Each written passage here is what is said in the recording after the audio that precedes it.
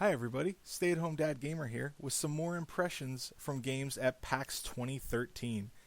Next up is Lightning Returns, which would be the third game of Final Fantasy XIII to come out. I don't even know if there's a term like trequel, I don't know. Anyway, but I had kind of low expectations for this because even though I thought 13 was a decent game, I thought 13.2, at least, well, I only played the demo of 13.2 so far, but I thought the demo was actually better than 13 of 13.2. But I'm not really hot on Lightning as a main character, and as I've explained it to people, in the grand scheme of all the Final Fantasies to make a sequel to, 13 is pretty low on the list. To be fair, as much as I like 10 is pretty low too. Anyway, so I didn't really have much hope for this game, and they were making it like a timed action RPG. Sounds like kind of like Majora's Mask or whatever. But I tried it out, and I was really surprised at how much I liked it. It was a lot of fun because you get, at least in the demo, you have 3 different classes basically that you can be. They didn't call them paradigm shifts when you changed, which is kind of weird. Figured they would keep that from 13, but you can shift with the L1 and R1, and you could shift to a different class, and basically you have a meter with like lots of little sections on it, and each attack you do takes a certain amount of those, depending on how strong it is or useful or whatever else. And when you're not attacking, it'll fill up. What's cool is the 3 different classes each have a separate bar. So you'll start as like one class, like let's say the mage, and you'll get like you have 4 abilities, one of which is always guard. But in the demo they had Firaga and Ruin and Blizza, I think. Blizzaga, I can't remember. No, I think it was Blizza, Ruin, and Firaga, because it was only one level 2. But you could sit there, throw a couple ruins, then a Firaga, then switch to the the fighter, and you could hit him a couple times. And then if you switch back to the mage, some of it would refill. So it was actually really, really fun, because you could just, you could not like constantly, I would say, but you could unload a lot on enemies. So you could like go and blow one bar, switch to another class, and then mop them up. It was really fun, and there is a little bit of tactics to it, because the more you hit them, you get close to staggering them, and it's kind of neat because behind their name they have like a little oscilloscope wave, kind of looks like, and the more you hit them, like the higher it gets, so it looks like higher frequency, and then it turns red, and then you're going to stagger them, like if you hit them a lot after that. But it really helps to, pick which attacks you're doing, and like weaknesses obviously do help. It's a RPG, but it's pretty cool because I saw a guy in front of me playing, and I saw that this one enemy was weak to fire. So whenever I fought it, I would like hit it a couple times, switch to the mage, throw a ruin, then Firaga, and just annihilate the monster in like 3 seconds, and that was really fun.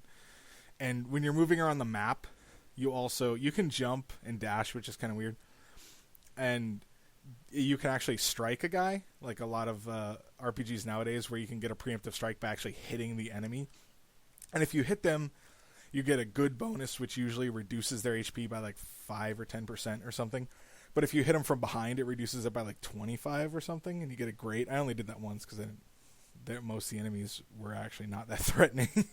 But I did pretty well, I thought. I was able to smash through most of the enemies, and the only part that was really hard was the boss, and he wasn't so much hard as he took a lot of damage. It was definitely showed its JRPG roots, and I just had to hit him a lot, and I only staggered him once. They claimed that that thunder was effective on him, and I had several thunder moves, but they didn't seem to stagger him faster than other stuff, so I don't know.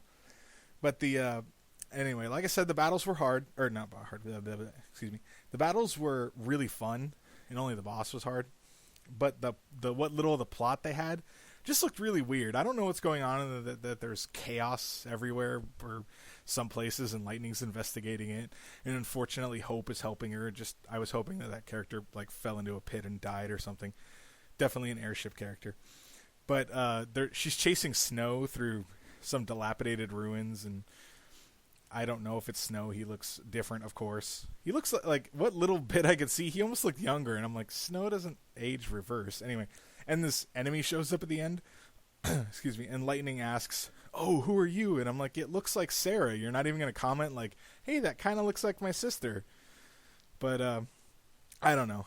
It's a Final Fantasy, so a newer Final Fantasy, excuse me. So the plot's probably not that great, but the battles were really fun. So I'm actually looking forward to this when it comes out, which I think is in the next couple of months. But I definitely want to check it out, the full version, because the demo I played at PAX was really fun, and it actually was a pleasant surprise how much I enjoyed it.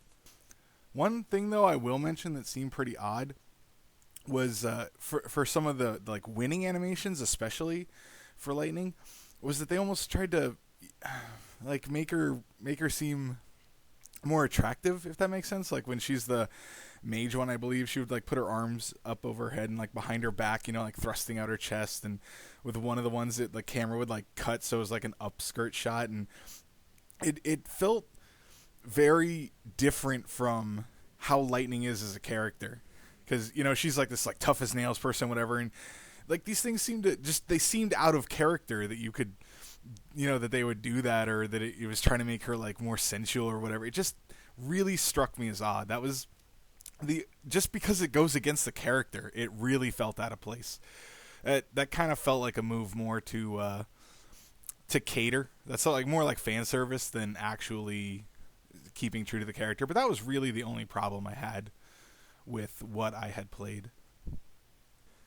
Thank you very much for listening. If you have any questions or comments, feel free to put them below, and I will answer them to the best of my ability. Thank you again for listening. Bye.